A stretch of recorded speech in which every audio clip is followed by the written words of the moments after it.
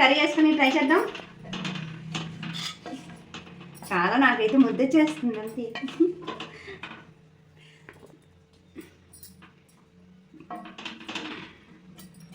అది చికెన్ కదమ్మా, ముద్ద రావడం ఏంటంటారా? తింటే తెలుస్తుందండి బాబు. అదే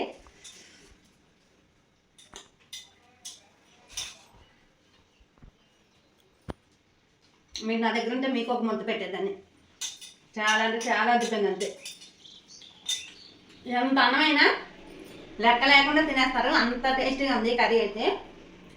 కానీ ఇలాంటి కర్రీ చేసుకున్నప్పుడైతే కొంచెం అంత బియ్యం అయితే ఎక్కువ వేసుకుని అన్నం వండుకోవాల్సిందే, అంత బాగుంది. దీని కాంబినేషన్ వచ్చేసి రసం అండి. ట్రై చేయండి, నిజం చాలా అంటే చాలా బాగుంది. ఇంకెందుకు రైటు ప్రాసెస్లోకి వెళ్ళిపోదాం, వచ్చేయండి. Hi, hello, welcome to my channel. నేను మీ భవాని ముచ్చట్టు.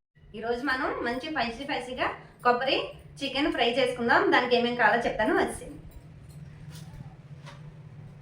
ఇదిగోండి, ఒక పావు కిలో చికెన్ తీసుకున్నాను. ఒక కొబ్బరిము ఇదిగోండి ఇలాగ కోరి పెట్టుకున్నాను. మిక్సీలోనైనా వేసుకోవచ్చు. ఇదిగోండి కొంచెం గరం మసాలా, ఒక 2 స్పూన్లు కారం, ధనియాలు, జీలకర్ర మిక్సీ పట్టుకొని ఉంచుకున్న పొడి ఒక 2 స్పూన్లు పడుతుంది. అల్లం వెల్లుల్లి పేస్టు ఒక 3 స్పూన్లు వేద్దామండి. ఎందుకంటే ఈ కొబ్బరి ఉంటుంది కదా, దానివలన కొంచెం మనం ఘాటు ఎక్కువ వేసినా అది తక్కువగానే అనిపిస్తుంది, అందుకే. ఒక చిన్న టీ స్పూను పసుపు, ఇదిగోండి ఒక 100 గ్రాములు ఆయిల్ పడుతుంది. ఎందుకంటే కొబ్బరి మనం వేయించేటప్పుడు ఎంత ఆయిల్ ఉన్నా పీల్చుకుంటుంది కాబట్టి ఒక 100 గ్రాములు పడుతుంది. తగినంత ఉప్పు, ఇదిగోండి తగినంత ఉప్పు. ఇంకెందుకు లేటు, ప్రాసెస్లోకి వెళ్ళిపోదాం, వస్తాయండి. ఫస్ట్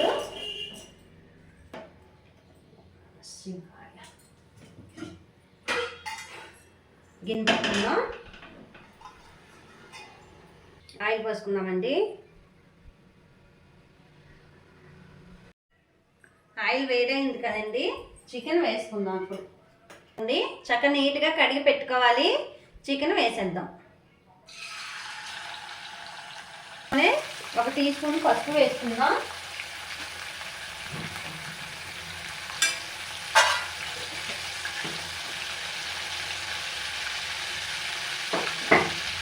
కర్రీకి సరిపడంత ఉప్పు కూడా వేసేద్దామండి. కొంచెం అంత తగ్గించుకొని మూత పెట్టుకుందాం. ఇందులో ఉంచిన వాటర్ నుంచి ముక్క అయితే ఉడిపోతుంది. మళ్ళీ మనం వేరే వాటర్ అయితే పోసుకోక్కర్లేదు. మంట తగ్గించుకుందామండి. ఉప్పు పసుపు వేసి మూత పెట్టుకున్నాం కదండి, చూసేద్దాం రండి ఒకసారి.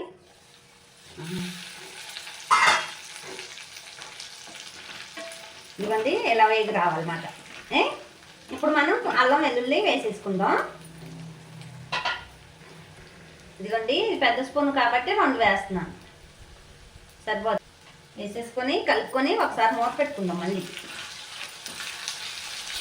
మంట అయితే మీడియంలోనే ఉండాలి, హైలో అవసరం లేదు, గుర్తు పెట్టుకోండి, లేకపోతే మాడిపోతుంది మాట. బా వండుతుంటేనే స్మెల్ గుమాయించేస్తుంది, ముక్కలు అదిరిపోతున్నాయి, అలా ఉంది. మళ్ళీ ఒకసారి మూత పెట్టుకుందాం.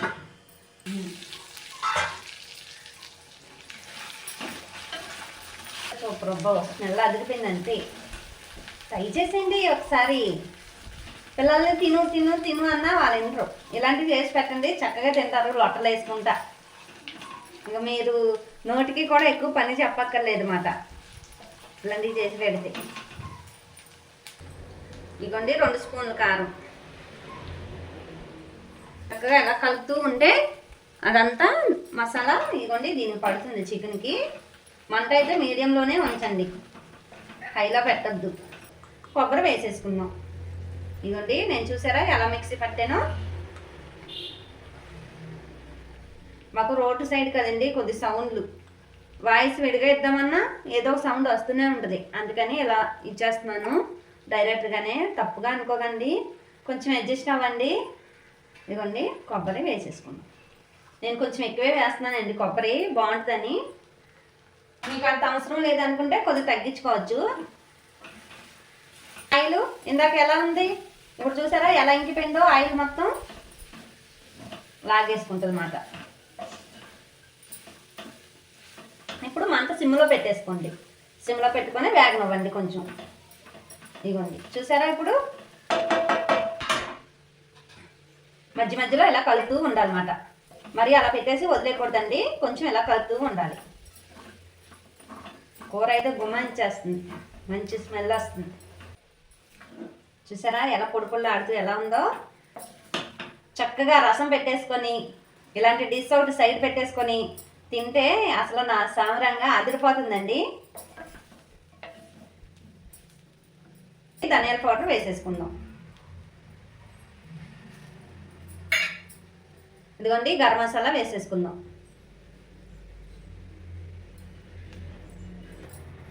స్మెల్ అబ్బో ముక్కులు అయితే ఎరుగ్గా తీసేస్తుందండి. ఇది ఫ్రై కాబట్టి నేనైతే కరివేపాకు వేసుకుంటున్నానండి. మీకు కావాలంటే దీంతో పాటు కొత్తిమీర కూడా వేసుకోవచ్చు. నేనైతే ఓన్లీ కరివేపాకు వేస్తున్నాను. ఫ్రైలో కరివేపాకు అయితే సూపర్ ఉంటుంది కదా, అందుకని. ఆల్రెడీ ఈరోజు రసం పెట్టేసానండి, దాంతోపాటు ఇదైతే కుమ్మేద్దాం అంతే. చపాతీలోకైనా ట్రై చేయొచ్చండి, ఇది చాలా బాగుంటుంది. ఓన్లీ రైస్ అనే కాదు, చపాతీ, దోశ మీకు ఇష్టమైతే దోశలో కూడా ట్రై చేయొచ్చు. మూత ఇందాక అలాగే కాలింది. ఇదిగోండి చూసారా చక్కగా పొడి పొడిగా ఎలా ఉందో. ఆయిల్ కూడా తక్కువగా ఉంది, చాలా బాగుంటుంది. కొబ్బరి అనేప్పటికీ చాలా హెల్దీ కదా, పిల్లలు కూడా చాలా మంచిది. ఖచ్చితంగా చేసి పెట్టండి. మీరు తిను తిను అని అనుకుంటేనే పిల్లలు చాలా ఇష్టంగా తినేస్తారు, అంత బాగుంటుంది. ఇదిగోండి చూసారా ఒకసారి, కానీ చూస్తుంటేనే నోరు ఊరిపోతుంది కదూ. అని టేస్ట్ కూడా అదిరిపోయేలా చేస్తాను. మీరు కూడా చేసుకోండి, చేసుకుంటే తెలుస్తుంది కదా. చేసుకుని తినండి హ్యాపీగా పిల్లలతో కూర్చొని. కర్రీ అయితే రెడీ అయిపోయిందండి, గ్యాస్ అయితే ఆఫ్ చేసేసుకుంటామే. ఇంకా కర్రీ అయితే సూపర్ ఉందబ్బా, చాలా చాలా బాగుంది. తప్పకుండా ట్రై చేయండి.